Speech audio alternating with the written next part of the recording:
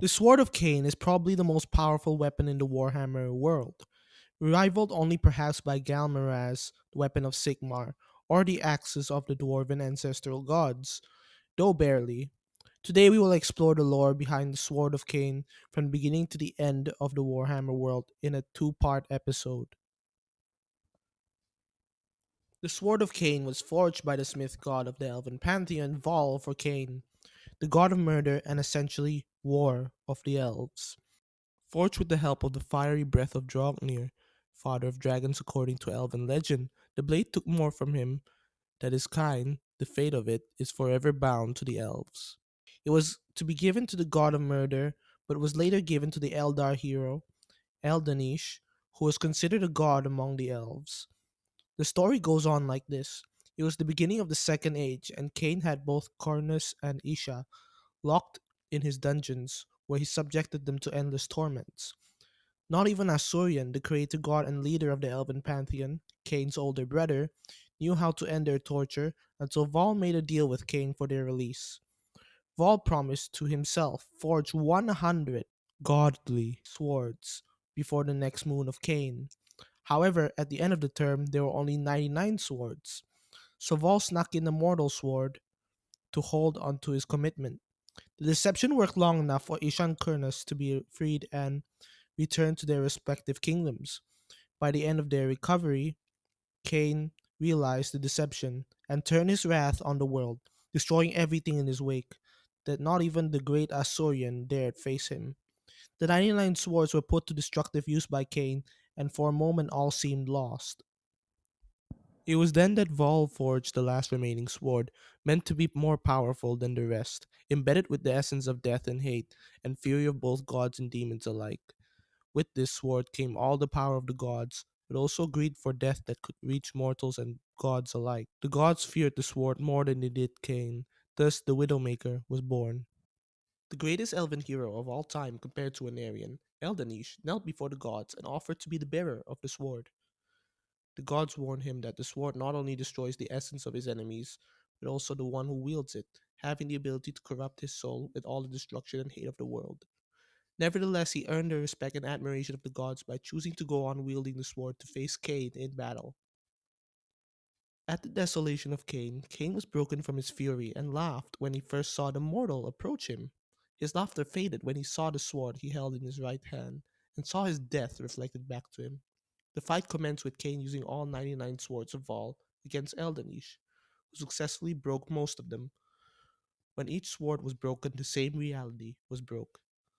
And as Khaine crossed with the last of the 99 swords of Vaul, the most powerful one, the Death that Cries, he wounded Eldanish deeply, sending his spirit out of his body into the lakes of Isha where it merged with his ancestors, a realm only under the vision and mandate of the gods. But Khaine would never forget the elf that had the courage to fight him, and even honored him. He ended up not using the sword, gifting it instead to the mortal people of the elves, remembrance to the immortal and eternal power of the gods they worshipped. Asorion then willed that the shed blood of Eldanish accompany Khaine forever, so that he would be reminded of the courage and boldness in the sons of the gods to never destroy the world again. And so the sword of Khaine rested on its shrine until it was held once more by Narian, the first Phoenix King of Ulthuan. The sword changed the Narian spirit from a noble righteous hero to take cruel pleasure and pride in dark deeds, making him an avatar of Khaine. His rule became that of a dictatorship after establishing his court in Nargareth, which in turn also affected the elves of Nargareth to be the most bloodthirsty and warlike kindred of the High Elves, which would later lead to the events of the Sundering. It was a sword feared even by the Chaos Gods themselves, who whispered to Anarian's ears, trying to dissuade him from drawing the Widowmaker in the first place. With it, he split a Bloodthirster in two with a single direct strike, a greater demon of Khorne and no doubt the most powerful of the greater demons, second to none. Khorne is the strongest of the Chaos Gods, and the fact is reflected in the demons under his command.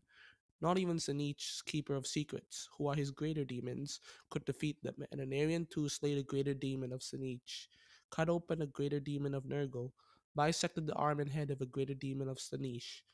With the sword and the help of his dragon in Drogmir, did he slay one greater demon of chaos from each chaos god. It was only at the end of the battle upon the Isle of the Dead that Anarion realizes its corrupting influence and flies back to the Blighted Isle, trusting the sword back to its altar before he and his dragon, both mortally wounded, pass from the world. And from there, the sword sleeps for centuries, calling onto several important figures, such as Phoenix King Tethlis, Calador the Conqueror, and Malekith, Witch King of the Dark Elves.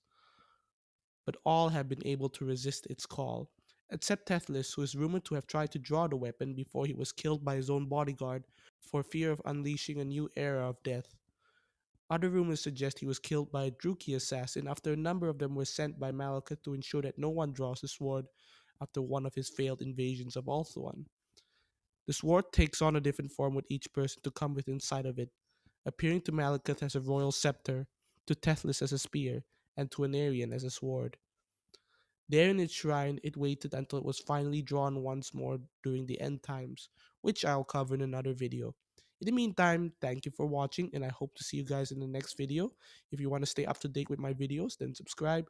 Otherwise, give the video a like or suggestion in the comments, and I'll look into it. Till then, farewell.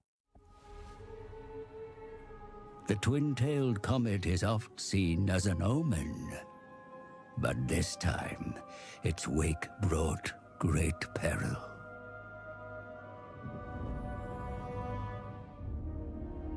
The dragon with two tails flies lower than before.